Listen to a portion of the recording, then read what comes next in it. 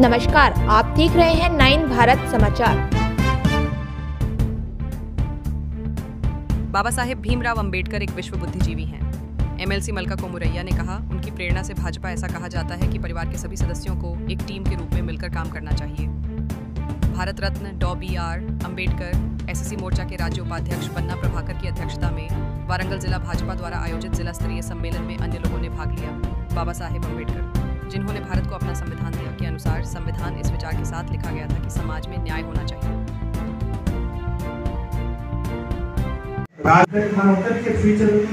Future కనిపిస్తుంది కాబట్టి మనందరం మన అంబేద్కర్ గారు ఇచ్చిన రాజ్యాంగాన్ని స్ఫూర్తి తీసుకొని మనము మన పిల్లలు కష్టపడితే నెక్స్ట్ మన ఇండియాని వరల్డ్కు ఇప్పుడు మన ఈ లీగల్ కౌన్సిల్ ఎలక్షన్ అయింది.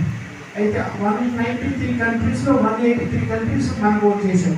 మన బండారి గారు దానికి చైర్మన్గా సెలెక్ట్ అయ్యారు. మిగతా 12 కంట్రీస్లో 12 మనకే ఓటేసింది. అంటే వరల్డ్లో ఇండియాను నంబర్ 1 పొజిషన్ మనకు వాల్యూ. అప్పుడు మేము చదువుకున్నప్పుడు ఇండియా అంటే ప్రతి ఒక్కరు అమెరికాని ఇండియా వైపు చూస్తుంది. యూకే మనం 200 సంవత్సరాలు పాలించింది British. UK British East India కంపెనీతో మన ఇండియాకి వచ్చింది. ఆ ఇండియాకి వచ్చిన కంపెనీ ఇప్పుడు సిక్ అయితే మన ఇండియన్ ఆ కంపెనీ కొన్నారు. ఆ ఈస్ట్ ఇండియా కంపెనీ ఓనరు ఇప్పుడు మన ఇండియన్. కాబట్టి మన ఇండియన్స్ చేయలేని పని అంటే ఏదో తలుచుకుంటే కాబట్టి మన ఇండియన్స్ ఇప్పుడు వరల్డ్లో ప్రతి కంపెనీ సీఈఓ మన ఇండియన్. వరల్డ్ బ్యాంక్ ఎండి కానివ్వండి, లేకపోతే గూగుల్ మన పిచ్చే కానివ్వండి, లేకపోతే మన మైక్రోసాఫ్ట్ మన హైదరాబాద్లో చదువుకున్నాం సత్య నాదేంద్ర. అట్లా ప్రతి కంపెనీ హెడ్ వరల్డ్లో పెద్ద కంపెనీ హెడ్ మన ఇండియన్. కాబట్టి ఇండియాకి అంత ఫ్యూచర్ ఉంది. కాబట్టి బాబాసాహెబ్ అంబేద్కర్ ఇచ్చిన కాన్స్టిట్యూషన్ తోటి మనకి ఈ విధంగా ఈక్వల్ రైట్ ప్రతి ఒక్కరికి. ఇప్పుడు మహిళా రిజర్వేషన్ కూడా మన బీజేపీ గవర్నమెంట్ మనందరికీ పాస్ చేస్తుంది. కానీ అప్పుడు అంబేద్కర్ ఆ టైంలో 75 ఇయర్ బ్యాకే మహిళలకు equal opportunity, equal right, equal మన ప్రాపర్టీలో కూడా రైట్ ఇవ్వాలనేది అప్పుడే రాశారు. కాబట్టి ఆ అంబేద్కర్ రాసిన కాన్స్టిట్యూషన్ వల్ల ఆయన విజన్ మన బీజేపీ గవర్నమెంట్ అన్ని విధాలు 1990లో బీపీ సింగ్ గారి ప్రభుత్వానికి వాజ్పేయి గారు మద్దతు తెలిపి అప్పుడు మనం భారత రత్న ఇచ్చాం.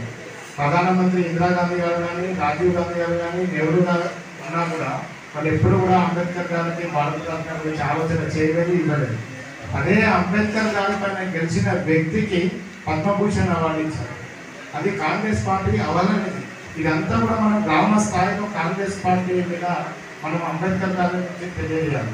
తర్వాత ఇప్పుడున్న నరేంద్ర మోడీ గారు అంబేద్కర్ గారి పంచతీర్థాల పేరు మీద 5 ప్రాంతాలను అభివృద్ధి చేస్తుంది. ఒకటేమో వాళ్ళు జన్మించిన స్థలంలో జన్మదీక్ష అని చెప్పేసి పెట్టి మహు మధ్యప్రదేశ్ రాష్ట్రంలో వాళ్ళు జన్మించిన ప్రాంతం.